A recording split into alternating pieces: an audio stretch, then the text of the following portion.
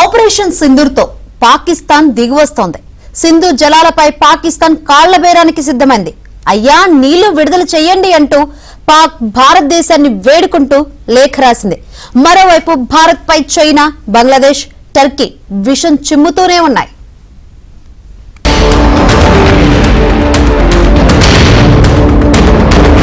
Operation సింధూర్తో దెబ్బతిన్న పాకిస్తాన్ నెమ్మదిగా ఒక్కో మెట్టు దిగొస్తోంది. సింధు జలాల ఒప్పందం నిలిపివేత వల్ల జరిగే నష్టం ఏంటో పాకిస్తాన్ కు తెలిసొచ్చింది.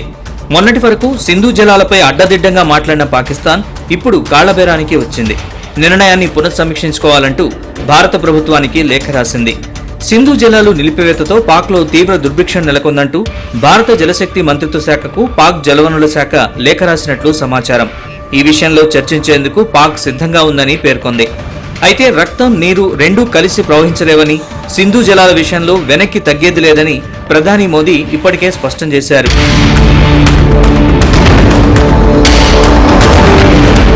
ఆపరేషన్ సింధూర్ సమయంలో భారతదేశంపై టర్కీ విషం కక్కిన విషయం తెలిసిందే. పాకిస్తాన్ పీఓకేలో ఉగ్రస్థావరాలపై భారత్ మెరుపు దాడి చేసిన తర్వాత పాకిస్తాన్కు అండగా ఉంటామంటూ టర్కీ ప్రకటన చేసింది. ఈ నేపథ్యంలో భారత్పై దాడులు చేసేందుకు పాకిస్తాన్కు డ్రోన్లు అందించి సాయం చేసింది. తాజాగా మరో విస్తుగొలిపే విషయం వెలుగులోకి వచ్చింది.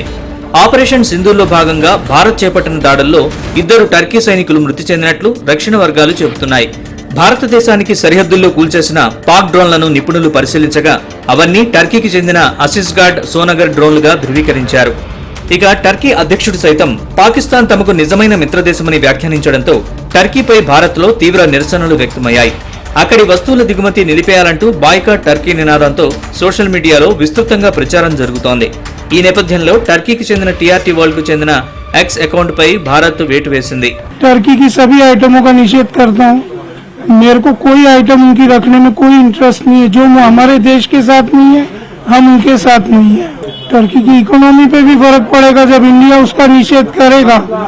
आज इंडिया 140 करोड़ लोगों की जनसंख्या का देश है. जितना इंपोर्ट इंडिया करता कोई भी कंट्री करता नहीं है.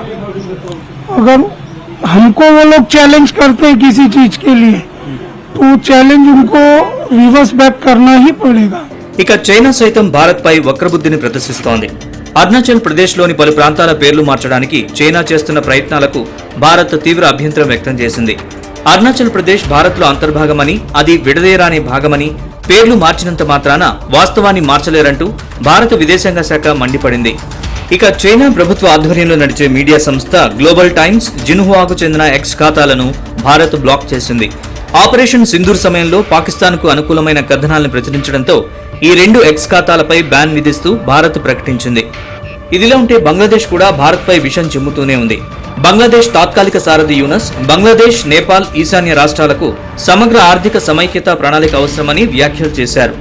భారత్ కు నెమ్మదిగా బంగ్లాదేశ్ దూరమవుతున్న వేళ పాకిస్తాన్ చైనాతో సంబంధాల కోసం ఆరాటపడుతూ ఈ తరహా వైఖరిని ప్రదర్శిస్తోంది.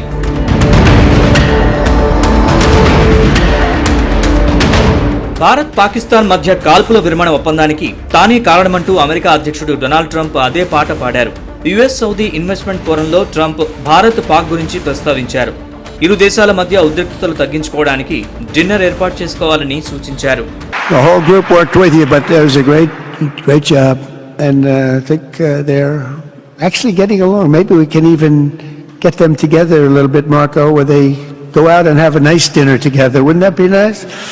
But we've come a long way, and it's could be, millions of people. ఇక Sitaare Zameen per cinema trailer విడుదల నేపథ్యంలో ఆమీర్ ఖాన్ చేసిన పోస్ట్ తీవ్ర చర్చకు దారితీసింది. భారత్ పాకిస్తాన్ ఉద్రిక్తతల వేళ మౌనంగా ఉన్న ఆమీర్ ఖాన్ సినిమా ట్రైలర్ విడుదలకు కొన్ని గంటల ముందు ఆపరేషన్ సింధూర్ గురించి పోస్ట్ చేయడంపై నెటిజన్లు తప్పుపడుతున్నారు.